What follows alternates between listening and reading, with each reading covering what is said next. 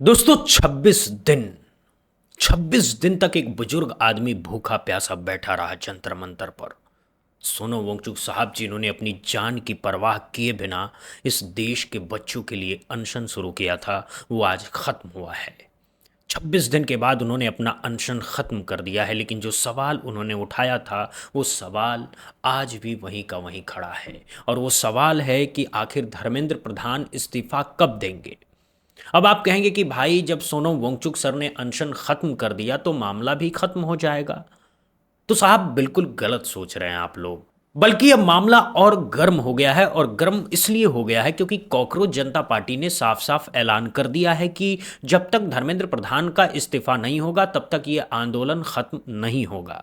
अभिजीत दीप के जो कॉकरोच जनता पार्टी के मुखिया हैं, उन्होंने कहा है कि हम सोनम सर की कुर्बानी को व्यर्थ नहीं जाने देंगे। और जिस दिन ये वीडियो बन रहा है यानी शुक्रवार 24 जुलाई को देश के 150 से ज़्यादा शहरों में शांतिपूर्ण प्रदर्शन बुलाए गए हैं। जी हाँ, 150 से ज़्यादा शहरों में एक साथ प्रदर्शन कोई मामूली बात नहीं है। ये पिछले कई सालों में भारत का सबसे बड़ा युवा आंदोलन बन करके उभर रहा है।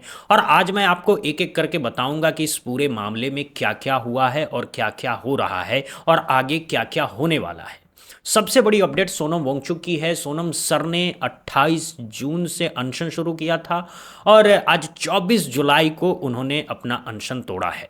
और वो भी कैसे तोड़ा है? सरकार के 2 केंद्रीय मंत्रियों की मौजूदगी में तोड़ा है, दर्जनों सांसदों की अपील पर तोड़ा है। सोनम सर ने खुद ट्वीट किया है कि उन्होंने बहुत लंबी बातचीत के बाद और देश के संभावित हिंसा को देखते हुए अपना अनशन खत्म किया है। अब भाई सोचिए तो ज़रा, सरकार को 2 केंद्रीय मंत्री तक भेजने पड़े एक बुजुर्ग आदमी को खाना खिलाने के लिए, दर्जनों सांसदों को हाथ जोड़ना पड़ा, उनसे विनती करनी पड़ी कि साहब खाना खा लो। अब जरा उसी सरकार को देखिए जो शिक्षा मंत्री का इस्तीफा तक नहीं ले पा रही है, जो एक साधारण सी मांग है, इस्तीफा दो और मामला को ख़त्म करो। लेकिन नहीं साहब, साहब को इस्तीफा देना गवारा नहीं है, क्योंकि इस्तीफा दे दिया तो शायद कुर्सी की चमक फीकी पड़ जाए, शायद नौकरी की सैलरी बंद हो जाए, शायद वो बंगला, वो गाड़ी, वो सुरक्षा, वो ऐशो आराम सब हाथ से निकल जाए। तो कुर्सी बचानी ज़्यादा ज़रूरी है, देश के बच्चों की ज़िंदगी बचाना ज़रूरी नहीं है। वैसे एक और बड़ी बात है जो मैं आपको बताना चाहता हूँ। गुरुवार को यानी बीते दिन प्रधानमंत्री नरेंद्र मोदी ने आखिरकार अपनी हफ्तों की चुप्पी तोड़ी है। भाई साहब हफ्तों बाद बोले हैं, क्या बोले हैं कि पेपर लीक करने वालों को त्वरित न्याय मिलेगा, सजा दी जाएगी। अरे साहब, आप जो कह रहे हैं वो तो जनता पिछले 10 साल से सुन रही है।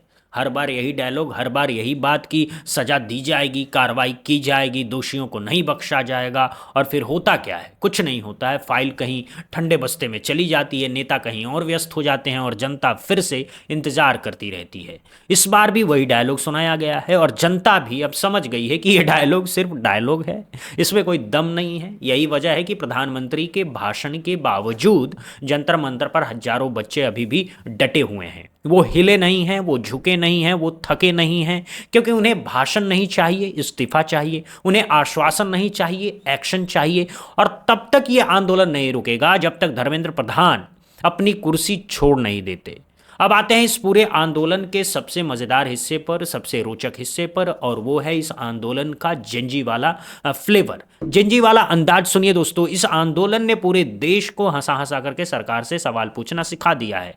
कोई स्पाइडरमैन बनकर आ गया है, कोई पीके फिल्म का एलियन बना है, कोई हल्क बन करके आया है। यानी मार्वल के सारे सुपर हीरो अब जंतर मंतर पर हैं, और मार्वल कंपनी को शायद पता भी नहीं है कि उनके हीरो भारत में सरकार के खिलाफ खड़े हो गए हैं। इनमें से एक बंदे से पूछा गया कि भाई तुम अपनी सुरक्षा कैसे करोगे, लाठी से बचोगे कैसे? तो उसने अपने चेहरे पर जॉर्जिया मेलोनी की तस्वीर चिपका ली और मुस्कुराते हुए कहा कि अब क्या पुलिस मारेगी, क्योंकि अगर मेलोनी को मारा तो प्रधानमंत्री का दिल टूट जाएगा। भाई इस लेवल का व्यंग, इस लेवल का सेंस ऑफ ह्यूमर जिसने इसे सोचा होगा उसी बुद्धि को दंडवत प्रणाम है। क्योंकि जो बात लंबी लंबी स्पीच में नहीं कहा जा सकती वो एक तस्वीर से कह दी गई है। और सिर्फ यही नहीं दोस्तों, अब आंसू गैस के गोले छूटे तो कुछ बच्चों ने कहा आज टेयर गैस के फॉग में उनको याद करके रो दिया। मतलब जो बच्चे रोजगार मांगने आए थे वो अब आंसू गैस को अपने पुराने प्यार से जोड़ रहे हैं। कोई ज़मीन पर लेट करके बोल रहा है कि इतना इग्नोर तो उसने भी नहीं किया था, मतलब अपने प्रेमी से भी सरकार ने ज़्यादा इग्नोर कर दिया। ये है भारत का नया विरोध, ये है जेनजी का अंदाज, जहां दर्द को भी हंसी में बदल दिया जाता है, जहां लाठी को भी शायरी में बदल दिया जाता है, जहां आंसू गैस को भी दिवाली के आतिशबाजी बता दिया जाता है। और यही इस पूरे आंदोलन की सबसे बड़ी ताकत है। क्योंकि जब आप हंसते हुए लड़ते हैं ना, तो सामने वाला कंफ्यूज हो जाता है, सरकार परेशान हो जाती कि ही इनका करें तो करें क्या, पीटे तो कहाँ पीटे, रुलाएं तो किस बात पर रुलाएं, इनका तो कोई इलाज ही नहीं है, इनको तो रुलाना भी मुश्किल है और मारना भी बेकार है, क्योंकि ये तो हर हाल में हंसते ही जा रहे हैं।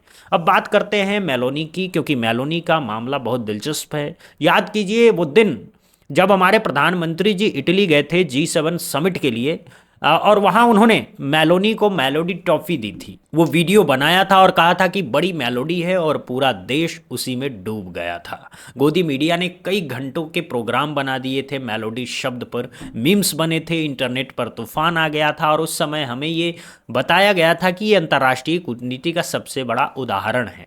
वैसे तब से मेलोनी और मोदी की सेल्फी हर बार वायरल होती है। COP 28 में हुई थी, G7 में हुई थी, हाल ही में रोम की यात्रा में भी हुई थी। मेलोडी हैशटैग दुनिया भर में ट्रेंड कर रहा था। और मई में तो एक अफवाह भी उड़ी थी कि मेलोनी ने मोदी को इंस्टाग्राम पर अनफॉलो कर दिया है। और तब मीम्स की बाढ़ आ गई थी, लोग कह रहे थे मेलोडी ओवर, मेलोडी ख़त्म। तो साहब मेलोडी शब्द भारत की राजनीति में ऐसा घुस गया है कि निकल ही नहीं रहा है। और अब आंदोलनकारी बच्चों ने इसी मेलोडी को हथियार बना लिया है। उन्होंने मेलोडी के नाम के समोसे बनाए हैं, मेलोडी की तस्वीरों वाले पोस्टर बनाए हैं, मेलोडी के नाम की टॉफ़ी बांटी है। और सबसे मज़ेदार बात यह है कि उन्होंने मेलोनी के इंस्टाग्राम पर धावा बोल दिया है। इंडियन यूजर्स मेलोनी के हर पोस्ट पर पहुंच गए हैं और वहां लिख रहे हैं कि प्लीज़ मेलोनी जी अपने पति को समझाइए, यहाँ हालात ख़राब हैं, प्लीज़ मेलोनी जी बच्चों को बचाइए, प्लीज़ मेलोनी जी अपना हस्बैंड लेकर जाइए, हमें नहीं चाहिए। मतलब पूरा का पूरा एक व्यंग का समंदर मेलोनी के इंस्टाग्राम पर उमड़ पड़ा है। और मेलोनी बेचारी भी सोच रही होगी कि भाई ये अचानक से क्या हो गया, मेरे तो हर पोस्ट पर 10-10 हज़ार भारतीय क्यों आ रहे हैं। वो नहीं जानती कि उनके मेलोडी वाले साहब ने भारत में हाल बेहाल कर रखा है। और अब बच्चे अपनी बात कहीं और तो कह नहीं पा रहे हैं, तो मेलोनी के कमेंट सेक्शन तक पहुंच गए हैं। ये है इस आंदोलन की खूबसूरती दोस्तों, ये है इस आंदोलन का अंतर्राष्ट्रीय पहलू। अब बात करते हैं इस आंदोलन के फैसले की, जो सरकार ने सोचा था कि दिल्ली में ही रोक देंगे, थका देंगे, भगा देंगे, वो पूरी तरह से फेल हो गया है। ये आंदोलन अब मुंबई तक पहुंच गया है, बेंगलुरु तक पहुंच गया है, हैदराबाद पहुंच गया है, इंदौर, उदयपुर, कोलकाता, चेन्नई, तिरुवनंतपुरम, हर बड़े शहर में इसकी गूंज है। 150 से ज़्यादा शहरों और ज़िलों में इसकी लहर दौड़ रही है।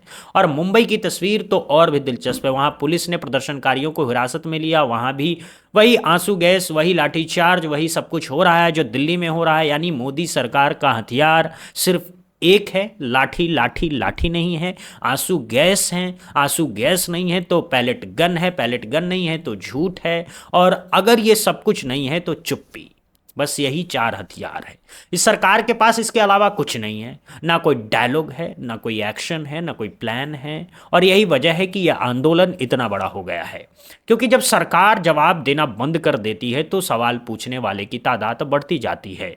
अब बात करते हैं विपक्ष की, क्योंकि विपक्ष अब पूरी तरह से इस आंदोलन के साथ खड़ा हो गया है। राहुल गांधी, अखिलेश यादव, संजय सिंह से लेकर के बहुत सारे नेता खुलकर के सामने आ चुके हैं। मंगलवार को राहुल गांधी अपनी बहन प्रियंका गांधी के साथ प्रधानमंत्री के आवास के बाहर धरना देने पहुंचे थे और पुलिस ने उन्हें डिटेन कर लिया था। इसके बाद बुधवार को विपक्ष के 55 से ज्यादा सांसदों ने काले कपड़े पहन करके संसद में हंगामा किया, प्लेकार्ड्स लहराया, धर्मेंद्र प्रधान इस्तीफा दो के नारे लगाए। संसद की कार्रवाई बार बार स्थगित हुई। लोकसभा भी राज्यसभा भी दोनों सांसदों का एक डेलीगेशन जब सोनम वांगचुक से मिलने गया तो उन्हें मिलने नहीं दिया गया। मोदी सरकार ने रोक दिया। लेकिन कल जब मंत्री गए मिलने तो कोई रोक नहीं थी, सब कुछ अलाउड था। तो साहब देखिए, ये दोगला चरित्र है इस सरकार का। जब विपक्ष जाता है तो रोक, और जब खुद के मंत्री जाते हैं तो अनुमति। ये भेदभाव क्यों है साहब? ये पक्षपात क्यों है साहब? क्या विपक्ष को भारत के नागरिकों से मिलने का हक नहीं है? और तो और आपके सांसद संजय सिंह ने बहुत सटीक बात कही। उन्होंने कहा कि सरकार को मुद्दा मिल गया है। अरे साहब, वो मसौदा कहना चाह रहे होंगे, लेकिन मुद्दा भी सही है क्योंकि इस सरकार को असल में मुद्दा ही मिला है। समस्या नहीं दिखी, बच्चों का दर्द नहीं दिखा, बस मुद्दा दिख रहा है। यानी बहाना दिख रहा है, खुद को बचाने का बहाना दिख रहा है, क्रेडिट लेने का बहाना दिख रहा है, फोटो खिंचवाने का बहाना दिख रहा है। लेकिन असली मुद्दा जो है वो कहीं गायब है, और वो मुद्दा है धर्मेंद्र प्रधान का इस्तीफा, वो मुद्दा है परीक्षा प्रणाली में सुधार, वो मुद्दा है पेपर लीक बंद करना, वो मुद्दा है भर्तियां शुरू करना, वो मुद्दा है नौकरियां देना, वो मुद्दा है युवाओं को उनका हक देना।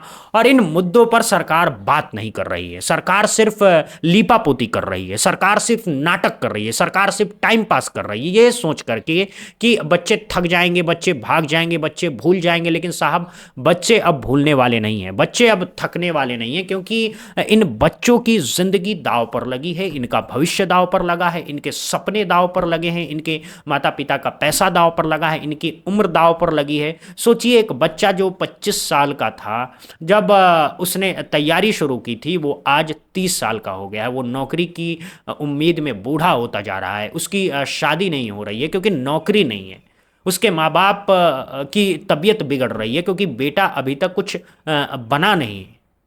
ये कहानी सिर्फ एक बच्चे की नहीं है, ये कहानी लाखों बच्चों की है, करोड़ों बच्चों की है। और यही वो दर्द है जो आज जंतर मंतर पर बरस रहा है, यही वो पीड़ा है जो आज पूरे देश में गूंज रही है। अब बात करते हैं आगे क्या होने वाला है। 25 जुलाई शनिवार को देश के कई हिस्सों में शांतिपूर्ण प्रदर्शन बुलाए गए हैं। दिल्ली में तो पहले से ही धरना चल रहा है, लेकिन अब अलग अलग शहरों में भी बड़े बड़े प्रदर्शन होने वाले हैं।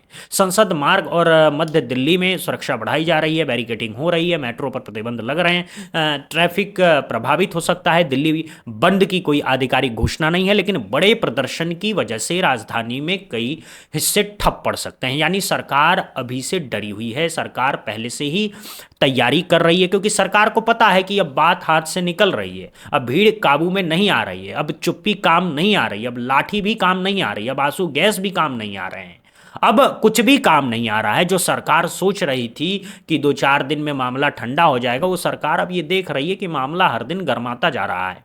सोनम वांगचुक ने अनशन तोड़ा है, लेकिन आंदोलन ने अनशन नहीं तोड़ा है। आंदोलन अभी भी वहीं का वहीं खड़ा है और आगे और भी बड़ा होने वाला है। कॉकरोच जनता पार्टी ने साफ कर दिया है कि जब तक धर्मेंद्र प्रधान का इस्तीफा नहीं होगा तब तक ये आंदोलन खत्म नहीं होगा। और अगर मैं अपनी बात कहूं तो सरकार को अब बच्चों की सुननी चाहिए। बच्चे कोई सत्ता नहीं मांग रहे, कोई मंत्रालय नहीं मांग रहे, कोई पैसा नहीं मांग रहे, वो सिर्फ अपना हक मांग रहे हैं, वो सिर्फ ईमानदार परीक्षा मांग रहे हैं, वो सिर्फ पारदर्शी भर्ती मांग रहे हैं, वो सिर्फ अपने भविष्य की गारंटी मांग रहे हैं। ये कोई बहुत बड़ी मांग नहीं है। क्या ये देश के प्रधानमंत्री की क्षमता के बाहर है? क्या ये शिक्षा मंत्री के अधिकार क्षेत्र के बाहर है? क्या ये बहुत छोटी मांग है? इससे भी छोटी मांग हो सकती थी। लेकिन बच्चे ये भी नहीं मांग रहे हैं, वो सिर्फ इतना मांग रहे हैं कि जो मंत्री अपनी जिम्मेदारी नहीं निभा सकता वो पद पर क्यों बैठा है, और अगर वो पद पर बना रहना चाहता है तो जनता उसे उतारने की ताकत रखती है। ये लोकतंत्र है साहब, ये लोकतंत्र है जहां जनता मालिक है और नेता नौकर है, और अगर नौकर काम नहीं करता तो मालिक उसे बदल देता है। इतनी सी बात है और यही बात इस सरकार को समझ आनी चाहिए। तो दोस्तों, देखते हैं आगे क्या होता है। सोनम वांगचुक का अनशन खत्म हुआ है, लेकिन आंदोलन जारी है। 25 जुलाई का प्रदर्शन देखते हैं कैसा जाता है। 150 शहरों की तस्वीरें देखते हैं कैसी आती है। मेलोनी के इंस्टाग्राम पर आगे और कितने कमेंट्स आते हैं। मोदी का अगला भाषण क्या होता है। धर्मेंद्र प्रधान चुप्पी तोड़ते हैं या नहीं तोड़ते हैं, ये सब देखने वाली बातें होंगी। और ये आंदोलन जो इतिहास बनने की तरफ बढ़ रहा है वो कहाँ तक पहुँचता है ये भी देखने वाला है। इस पूरी खबर पर आपके क्या विचार हैं? क्या आपको लगता है कि धर्मेंद्र प्रधान को इस्तीफा देना चाहिए? क्या आपको लगता है कि यह आंदोलन सफल होगा? कमेंट सेक्शन में ज़रूर बताइए। इस तरह की खबरों के लिए बुद्धा इंस्पायर्ड को सब्सक्राइब जरूर कीजिए। बहुत बहुत धन्यवाद, बहुत बहुत शुक्रिया। जय हिंद, जय भारत, वंदे मातरम।